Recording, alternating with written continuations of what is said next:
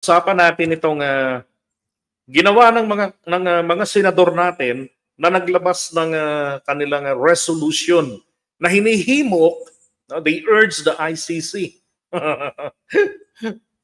Alam niyo ho, itong house arrest, matagal na po itong request. Matagal na po itong lumulutang diyan sa Senado na i-house arrest. 'Di ba? Alam ko sina Robin Padilla, 'di ba, Jose Bernal?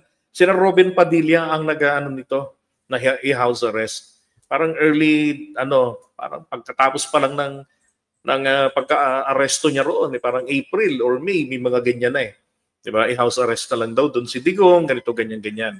Alam niyo, yung ginawa nilang yan po ay nagpapatunay ng failure of justice na umiiral dito sa Pilipinas. Totoo ho. Ibig sabihin po kasi ng ginawa nila, palakasan system. 'Di ba? Kapag ma-impluwensyang tao, pinagkakautangan ng loob, 'di ba? May maitutulong na boto, may mga supporters na mapapakinabangan nila sa eleksyon, pwede ho palang hindi na natin, 'di ba, paranasin ang parusa ng batas. 'Di ba? Hindi pwede na pala yung hindi na natin yung bigyan natin sila ng special treatment katulad nung kay Erap dati. 'Di ba? Katulad nung kay Gloria Arroyo. Kung si Pinoy hindi lang nakiusap agad kay Digong at siguro pinaalam niya na may sakit ng lihim ang kanyang kapatid, nakakulong din si Pinoy. 'Di ba? So, yung ganyang nagbibigay tayo ng mga special treatment, nako, nagpapakita lang po talaga yan ng failure of justice. Sabi dito, Senate backs Duterte's house arrest pending ICC trial. Grabe, no, 15-3 with 2 abstentions. 3 yung tumutol. Tignan nyo ha, dati, sabi ni ito noong 2020, sabi dito, Palace on detention. Ito si Bongo yung nagsalita nito eh. Tungkol itong tao daw, itong matanda. Ito yung nahuli noon nung pandemic. Nahuli ito, no? Yung jeepney driver, no. Sabi nila kinakailangan, no, ano ang mga edad, dapat harapin niya yung kanyang kaso. Anak ng putya, pagka mahirap, dapat harapin yung kaso. Kapag ka ma-influential, lintik ka bongo, demonyo ka, dinadramahan mo ngayon, matanda na po. Kung totoong makabayan si Bongo, makamahirap, bakit hindi niya ginawa yan dito? Di ba, pwede siyang makiusap kay Digong. Sabihin niya na matanda na po si Tatang, yung driver ng jeep. Fragile. Pagka natumba, mababasag. Magkakaputol-putol. Sa totoo lang, harmless na po si Tatang jeepney driver. Bakit hindi sinabi yan ni Bongo noon? Diba? Yan ang sinasabi po natin. Ang dito sa Pilipinas, yung sinasabi ng mga DDS na sa Pilipinas, hindi pwede ang ICC kasi gumagana ang ating justice system. Hindi gumagana ang justice system ng Pilipinas hanggat nagbibigay tayo ng special treatment. Diba? Dapat kung anong itsura ng hirap ng kulungan natin dito, danasin ng mga ibang akusadong high profile. Anak ng putya. Unfair din naman sa mga ma-impluwensya, di ba? Na hindi po makakapag-provide naman ng maraming botante. Mga kalaban sa politika, naghihimas ng rehas dito. Nagtitiis sa init. Pag kay Digong na mapapakinabangan nila dahil maraming utu-utong DDS, hindi pwedeng pahimasin ng rehas. Wow! Tapos si Akla dati. Sabi ni Akla, tungkol na naman sa matanda. At 80, si Tatay Digong kinakailangan ng 24-hour assistance kung hindi full-time nurse or caregiver. Sabi ni Roque. Pero sa matanda, sabi niya, tingnan po natin kung may ebidensya. May iran pa yung pagiging matinong Harry Roque, no? Tingnan po natin kung may ebidensya, sabi niya. Biglang kasi regardless of your age, kapag may pending case, kinakailangan harapin yung kaso. Di ba? Biglang nag-transform. Biglang nag-transform dito si Harry Roque. Ganun naman pala yung inyong katawiran . No? So itong mga to, markahan na natin itong mga hayop na to. Diba? Lahat yan, dyan pa nga si Lacson eh. Bakit ganon? Diba? Pagka mapapakinabangan.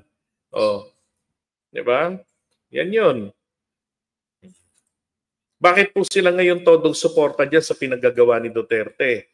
'Di ba? Na hindi na papanagutin, hindi na pahaharapin sa hindi na pa tutulugin sa selda. Eh malaki ang tsansang itakas 'yan. 'Di ba? Kaya inaabangan lang po naman kasi ng mga 'to yung suporta ng simbahan na mga kaalyado ni Duterte, susuportahan din sila. Yun ang inaabangan ng mga 'to. Hindi bali na yung mga nabiktima ni Digong. Total, hindi na makakaboto yung mga yun eh. At saka given na rin na yung mga kaanak ng biktima ni Digong, hindi talaga sila rin binoboto. Diba? Kaya ang habol nila, yung mai-rekomenda sila ng mga kaalyado ni Digong sa kanilang mga alipores. Yun ang hangad ng mga to. Hindi tunay na makabayan. Kasi po malaki yung kinikita ng mga to eh. Pero yun mo halos 400,000 ang sahod nila buwan-buwan. Sipin mo yun, kukuya-kuy lang doon sa loob. Dadalda lang doon sa loob, di ba?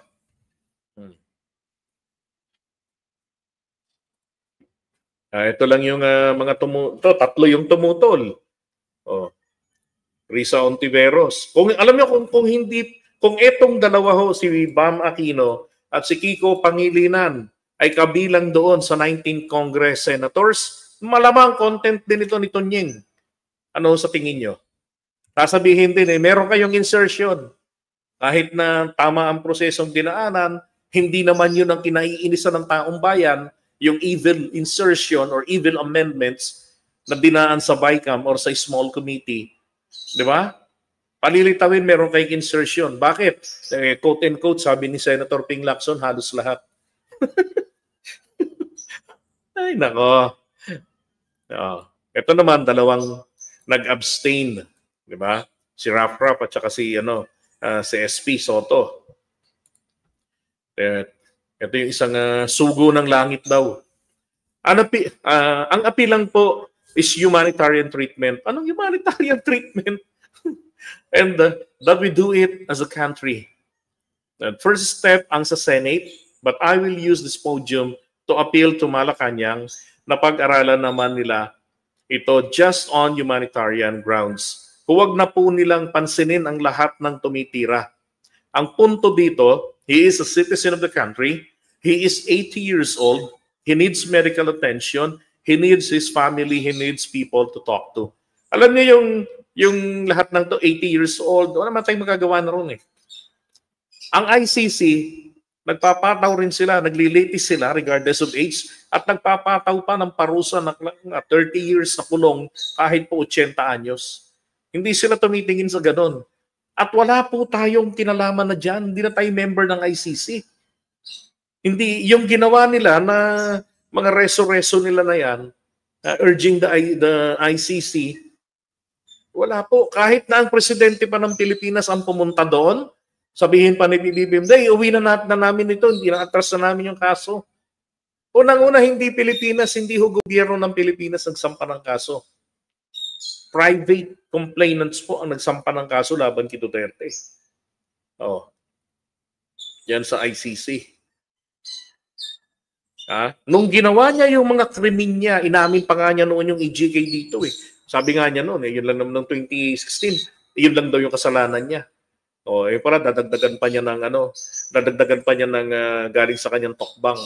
Di ba? Paniwala kasi ni Digong, pag matanda ka na, under the revised penal code, dapat pinalalaya na yung mga matatanda sa kulungan.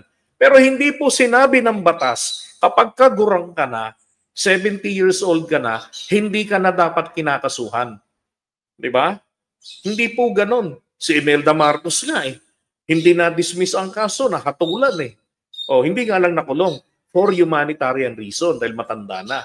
Pero may record, di ba? Nahatulan ng korte sa kasong graft. Pero tong mga to, ay nako, ang gusto nilang mangyari, libre. Kasi matanda na. Wala kailangan daw ng mga may makakausap. Sabi nga ni Trillanes mayroong telepono ron. Available yan para kontakin yung pamilya niya. Kumbaga naka-block yung ibang numero, yun lang ang pwede niyang kausapin. Pamilya niya araw-araw nandun dumadalaw sa kanya. Basta available sa ang dalaw, pwede.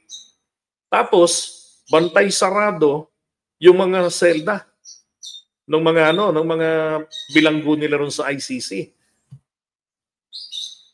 Minimislead nila yung mga tao, sabi ni Riza.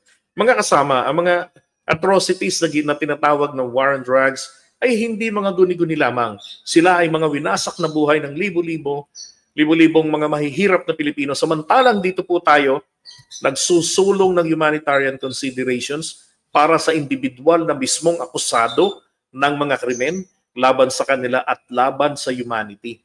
Alang-alang sa pagrespeto sa hustisya, fairness, at alaala ng mga buhay nila ay ninakaw at winasak. Ipagpaumanhin niyo po, Mr. President at mga kasama, hindi ko po in good conscience masuportahan ng resolution ito. Boboto po ako ng no.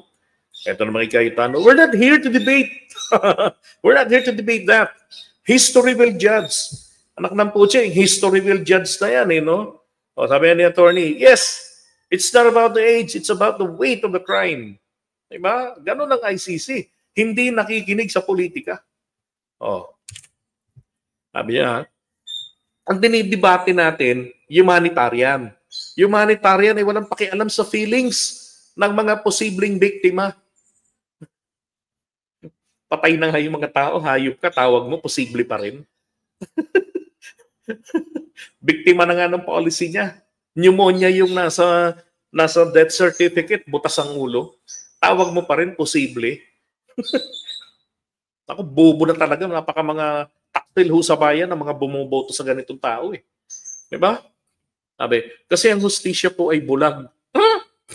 Bulag, hindi naman tanga. Nakatakip po yung mata para walang makita. Yun nga yung problema attorney. Ganun Yung college pa kami, pinagdidebatihan namin yan Kako hindi dapat nakapiring ang mata ng chicks na yan.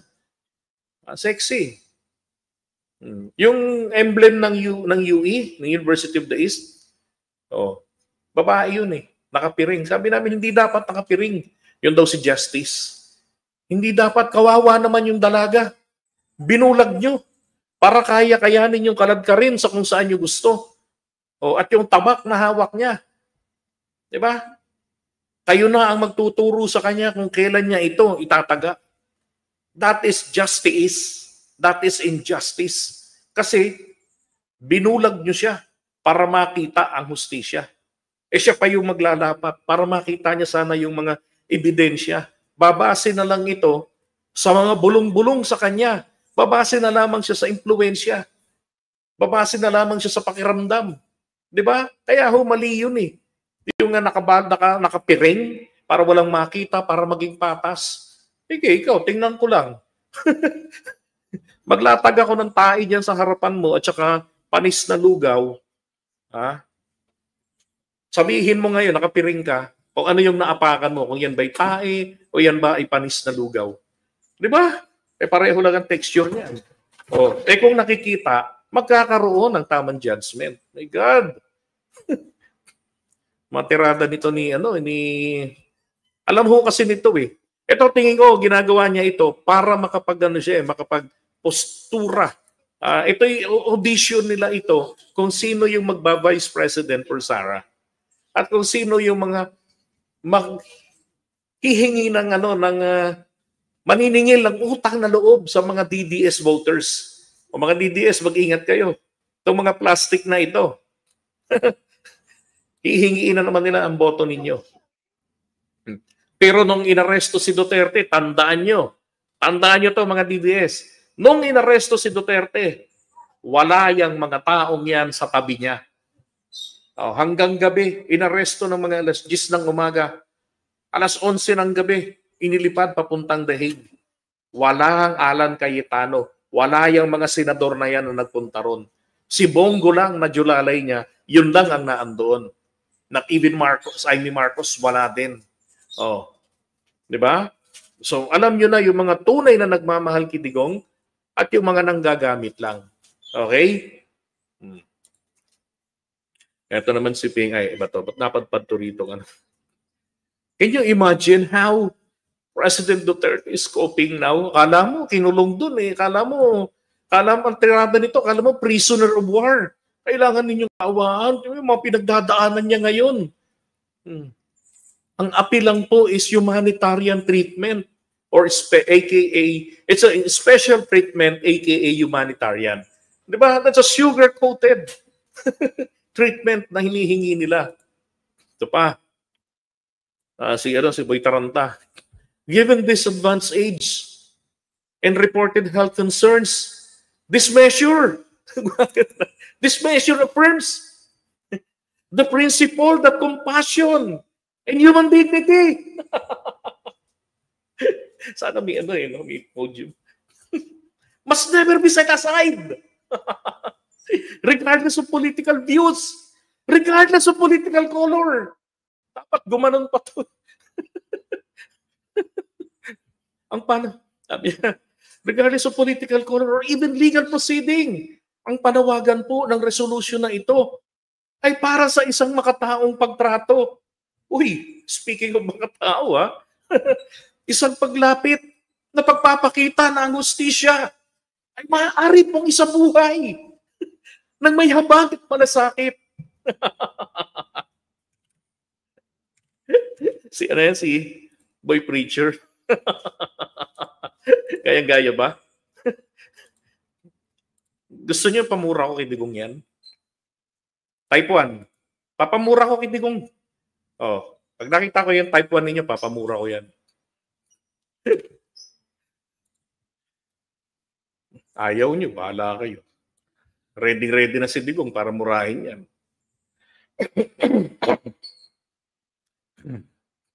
May nag-type 1. Ito na, mumurahin na siya. Tama na, wala nang pipindot. May nakita na ako. Balik.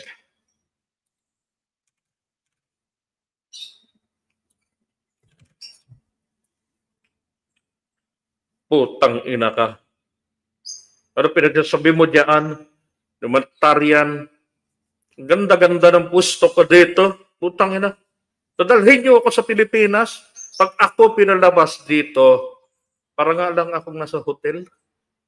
Tatakas ako ng mga DDS. Pagbalik ko ng Pilipinas, kasuhan nila ako. Galit sa akin si Marcos. Putang ina. Makukulong ako. Ang init sa kulungan. Walang aircon. Dito may friends na ako. Sabi nga ni Inday, lahat dito hinaharot ko. Nakausap ko. Kayo lang kayo mga putang ina, ipal kayo. Ayan na, namura na ha. Bakit po? Tumigil ka nga muna, Robin. Linti ka. Ito naman si Bato, mamaya na yun. Ito sabi ni Bato, sana isang tabi muna natin ang politika. Parang feeling ko nakakalbo ko. Sana isang tabi muna natin ang politika at ang ating paghariin sa ating puso ay ang pagiging Pilipino.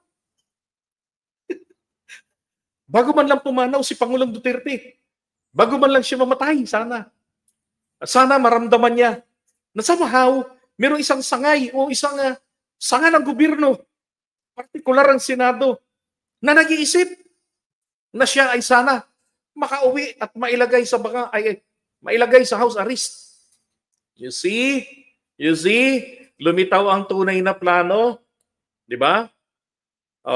Makauwi ng buhay at mailagay sa house arrest. Di ba? Kakasuhan. Pagdating dito, kasi sabi nila okay lang kasuhan eh. Pero dito ang totoo, habol talaga nila rin sa Pilipinas, house arrest. Tapos babalik naman daw doon pag may hearing. Wow, ang yaman. Ang tanong, gano'n ka nakakasigurong babalik? Sabi nga nila ulyanin na. Hindi niya na kayang humarap sa hearing. That is injustice. Hindi ko alam kung iniisip nila ng tama yung sinasabi nila eh. Di ba? Kasi dapat nag-focus na lang sila doon na madaliin nila. Ay sisi, bakit hindi pa kayo kumuha ng mga doktor, ng mga psychiatrist, mga kung ano-ano, psycho dyan? Itisting nyo na yung utak ni Duterte para Malaman na akong yan eh, nababaliw. O nakakalimot, hindi na alam ang sarili. Para pag hindi na alam ang sarili, uwi na yan dito. Hindi na yan. Kunti na lang, natagal na, patay na yan. Pauwi na yan. Wala na, hiring-hiring, injustice yan. Pagka nanatili dun, dapat po yun ang ano nila eh. Yung resolution, dapat humihimok sa ICC na asikasuhin na kaagad yung mental health ni Duterte para malaman kung totoo bang wala nang kakayanang umintindi ito sa kanyang kaso. Di ba? Oh. Gusto niya pamura ko rin to? Wag na. Eto ngayon si Robin. Teka, sa bang lintik na video ni Robin? Tingnan niya, mas malala sinabi ni Robin dito, ha? Robin, Robin, Robin. Saan si Robin? Ito yan. Sa Bartolina.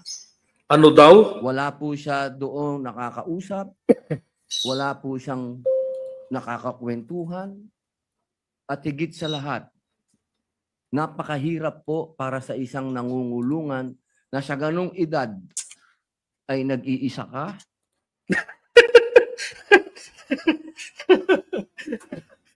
Sabi nga ni Sarah, hinaharot ka ng tatay niya yung mga staff doon eh. Oh.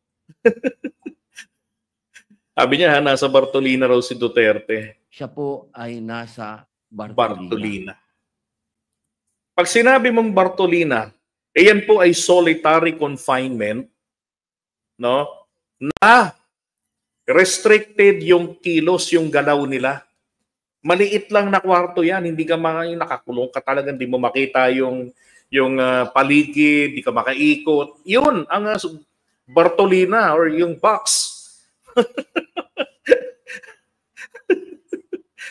Ang problema, available sa ICC website, ang itsura ng mga kulungan ng mga preso nila. Oh. Sinungaling si Robin.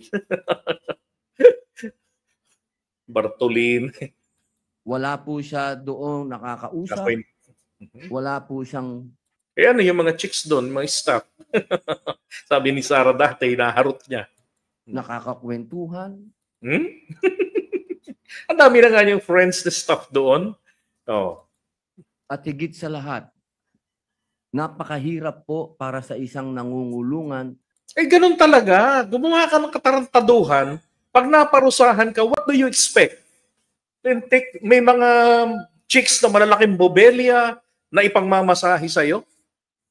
Di ba? Nasasamahan ka sa jacuzzi. Ganun ba ang dapat mangyari, Robin? Natural pagka nakakulong ka, dapat mararanasan mo yung hirap. Swerte nga niya, kulungan niya kumpara dito. Dito, mahihiya ang sardinas pag ibinuhos mo sa mga kulungan dito. Bakit? Sabihin ng sardinas, at least kami doon sa loob ng lata, wala kaming pang-amoy. Eh, wala naman kasing ulo ang sardinas, di ba? Na nasa dilata. Oh. Eh pag naghagis ka ng isdang sardinas, yung buo, sa mga kulungan natin, at maaamoy niya yung bantot. Mararamdaman niya yung init. Di ba? Maghahalo-halo sila roon ng galis. Ang putya, Robin. Na sa ganong edad ay nag-iisa ka. Samahan mo. Wala pong nag-aasikaso sa iyo. Uy! Ang ICC ay sumusunod sa international standard. Lalo na pagdating doon sa pag-aasikaso sa kalusugan, sa kalagayan ng kalusugan ng mga preso nila. Kasi ayaw rin naman nilang masisi. Di ba? At saka buong mundo nakatutok sa kanila. Natural ang international standard. Basic na lang yan sa ICC. Oh. Kasi ba't ba naman kasi uto-uto ang mga DDS eh. Kaya tuloy itong mga to, ganado silang pagsinungalingan. Di ba? Kasi konting kibot, palakpakan, hindi na nila ma-distinguish ang hininga sa utot. Di ba? Basta't pabor kinigo ko, palakpakan, kay ginagago na sila. Hindi naman po kami humihingi na siya po ay pakawalan. ang hinihingi po namin, siya po ay may alis sa Bartolina.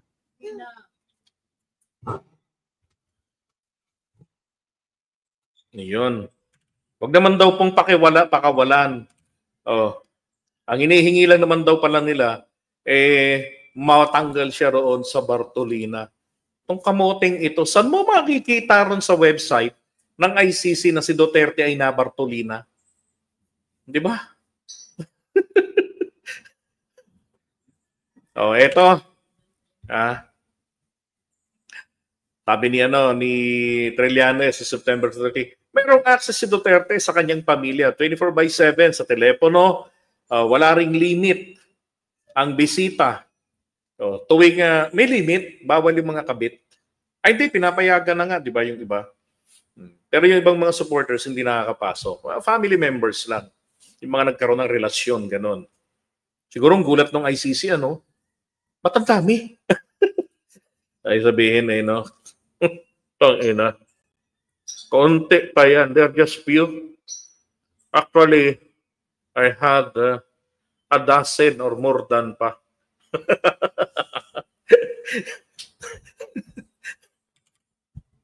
Diba? Okay. Sabi rito, tuwing bumibisita sila kay Duterte, malalaman nyo na okay yung kalagayan eh. Then suddenly, ngayon, may story na 3 beses na himatay. Hindi lang yun. Na bumagsak pa raw kaya sa selda kaya hinimatay. Nawala ng malay at natagpuan doon. Ay, parang merong negligence ng mga taga-ICC. Di ba? Parang susulpot lang, titignan kung pag magpapakain na. Parang ganon. Talagistong mga to, tirada nila halatang bumabase sa sa kung ano yung nakita nilang problema sa mga kulungan sa Pilipinas Alam nyo, dapat ang ginawa nga nila, nagpapasa sila ng batas para mapagaan naman yung kalagayan ng mga preso natin. Di ba tama? Total dati siyang namamasukan dapat alam niya yun. Ano na bang nagawa niyang ng mga batas para sa kagaanan ng pamumuhay ng mga nangungulungan? Wala, pero kay Duterte natataranta pa. Di ba? Ay, nako. Sabi naman dito ni Telux, sabi niya, justice must never be devoid of compassion. Accountability may be demanded. Trials may proceed. Ibig sabihin, yung hustisya daw po, ang hustisya daw po hindi raw po dapat mawalan ng pagmamalasakit. Wow. Sino po kaya ang dapat na mas unang pagmalasakitan? Yung biktima o yung nambiktima? At anong klaseng compassion? Palagay ko magkaiba yung para sa nambiktima at biktima. Accountability may be demanded. Bakit may be? Dapat dyan, accountability must be demanded. Trials must proceed forthwith. But at no point should our humanity be surrendered. Wow. Ang gagaling ng mga mga tirada ninyo May pa humanity pa kayo paano yung humanity ng mga biktima niya? Wala bang humanity yung ngayon? Sabi niya, if the ICC truly claims to uphold the dignity of every human person, then it must not deny this humanitarian plea. Sabihin lang sa iyo ng mga taga-ICC, who you? Are you a legal luminary? Tanungin nga natin. Luminary? Tanungin ko lang muna on behalf of the ICC people, let me ask you, Justice Carpio. Ulitin natin yung tanong. Is Mark Oleta considered a legal luminary? In the calibers of lawyers, where does he fall, Justice? He belongs to the lowest rank. Ay, kasama niya si Juan. Kasama niya si Atty. Topacio. Not Topacio yan. Si Jimmy Bondok. Hard guns. Jimmy Bondok. Saan si Jimmy Bondok? Sa legal luminary. Hindi ka siya kilala. Like, who? Like, Justice Ascuna, you familiar with Mark Oleta's litigation, history? Is he a good lawyer? Is he a legal mind? Fine legal mind, Mark Oleta? He acts like one. He I acts think like one. Marcoleta is still hasn't reached his summit yet. That's a very different. Ibig sabihin, palagi ko yung Marcoleta, hindi, marami pa siyang lalamuning bigas. Ganun ang ibig niyang sabihin. Mga ganun na. Yun ang tawag doon, understatement. Parang may room for improvement. Ganun. Pero, Yes. Justices, Oh my God. Napaka-brutal ni Carpio no? Nandun siya sa lowest. Sa lower rank. Kay Ascuna, pinaganda pa eh. Nandun siya sa marami pa siyang kakaining bigas. Pinaganda pa niya di ba? Sinugarcoat pa eh. Apat pa ng sabi pala yan, no? Sabi, yung ginawang amendment 144 ng Senate para sa house arrest ni Digong ay audition lang yon para sa pagiging VP. Anong amendment? O baka yung resolution ni VP Sara, magiging VP ni Sara. Nag-audition na una si Chiso, tapos absent dyan.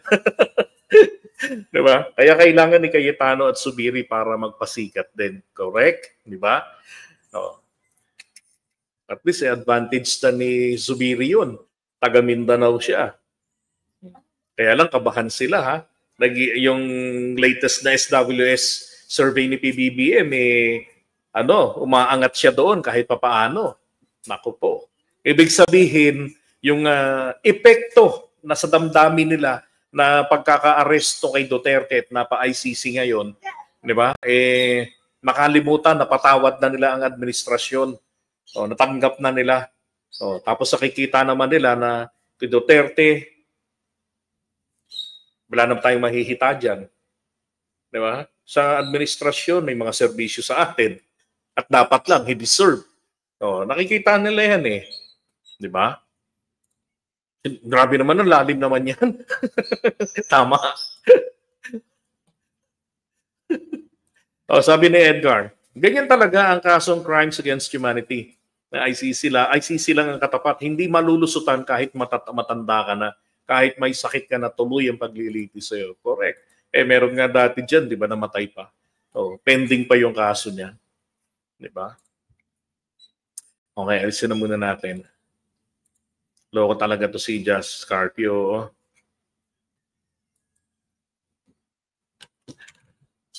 Sino ba? Next ito. Ito sabi ni Risa. Tila ba isa na naman ito nga patunay na ang batas ay marahas sa karaniwang Pilipino pero malambot sa iilang may kapangyarihan. Hanggang sa araw na ito, alam na natin. Ito kay Kiko. May basehan po ito. Base sa mga argumento na nabanggit kanina, subalit libo-libo ang pinatay. Libo-libo pa ang nawalan ng ama, ng ina, ng anak, na ang hiling ay hustisya. O nga naman, di ba? Kung kayo humihingi ng compassion, ng awa para kay Digong, baka gusto naman sana nilang isipin. Di ba? Yung mga biktima ni Duterte sa kanyang AGK, nung mayor pa siya, at doon sa kanyang policy, yung war on drugs. Di ba? Sabi niya, tama, may basihan ng humanitarian consideration, ngunit may basihan rin yung daing at dalamhati at yung masasaktan na libo-libo nating kababayan, di ba? Na pinatay. Masasaktan tayong mga yun? Saan tayo? Humanitarian consideration o sa mga daing ng hinihiling ang hustisya? Syempre pipiliin nila boto. Yun naman talaga. Endorsement. Paano mga Kiko, bobo ka ba? Pipiliin ng mga yun, syempre. Ito sabi ni Trillanes.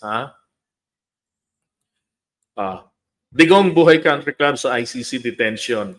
Hindi ko lang nakuha yung code card dati. Meron pang ganito dati na sinasabi ni Duterte, para lang daw siyang nasa hotel. Yan. Ang sitwasyon nila doon ay hindi ito selda-selda. Parang country club lang ito. May komportable silang kwarto, may banyo sa loob. Kumbaga chicks lang pala yung kulang. No? May common facility sila. di may nakakausap. Di ba? May kitchen sila. May recreational areas. Eh, problema, hindi marunong si Duterte magluto eh. Diba? May recreational areas. So lahat pwede nilang gawin para maglibang. Meron doon. Kayo naman talaga, meron naman palang ganun eh. Anong pinagsasabi ni Robin Padilla? Naka-approve talaga si Duterte. Kaya parang tama nga yung mura kanina eh. Kay Joel eh. Pag pinalabas etong si Duterte at naitakas na dala ng Pilipinas na kasuhan dito, pwedeng kasuhan dito eh. Diyari, di ba? O hulihin yan. Lang yan naman. Makukulong ngayon. Tapos ihirit naman nila house arrest. Talagang totoo, patay po talaga ang hustisya sa Pilipinas. Di ba? Totoo po na may pinipili pagka ganyan. Tama naman, pag-delay lang naman ang trial yan eh. Di ba? Sabi ni Risa, hindi tayo nagdidel sa sufficient, hindi tayo nagdidel sa sufficient fact. Wala pong indikasyon na ang ICC ay nagpapabaya sa kalusugan ng mga taong nasa kustodiya nila. No ka? Ayun nga ingrown toenail. Napabayaan, sabi ni Zara.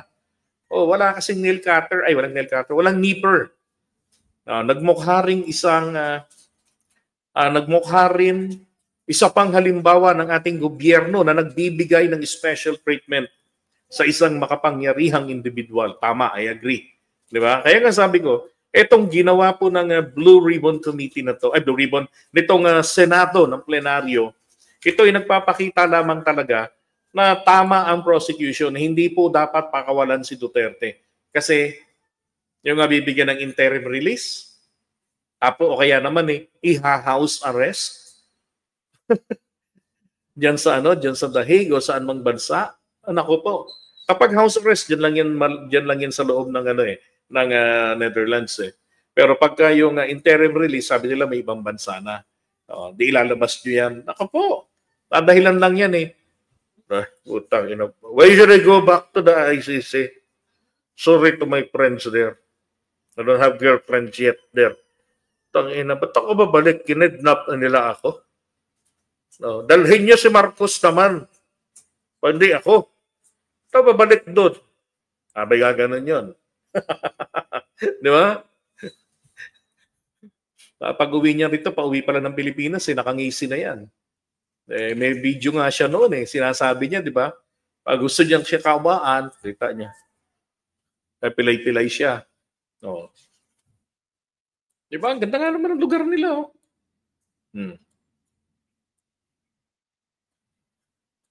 Wala lang siyang namumura dyan. Diba? Di-check upin sila. Diba? Kompleto. Ay, nako. Loko talaga itong mga senador natin. Yan naman hinahangad ng mga yan hinahangad lang naman nila endorsement sa darating na halalan. Okay? Yeah, I totally agree. Mali talaga hakbang na pagbigyan yan. Kasi kahit naman mamatayan dito sa Pilipinas, isisisi pa rin yan. Isisisi pa rin nila yan kay PBBM. Katulad din nung nangyari nung panahon ni si Erap nung namatay. Isinisi yun ni Gloria Arroyo. Kasi dahil daw sa pandaraya ni Gloria Arroyo, kaya raw po namatay si FPJ na stress. Kalokohan. Sinungalingan yun. Tagal nang natapos yung halalan.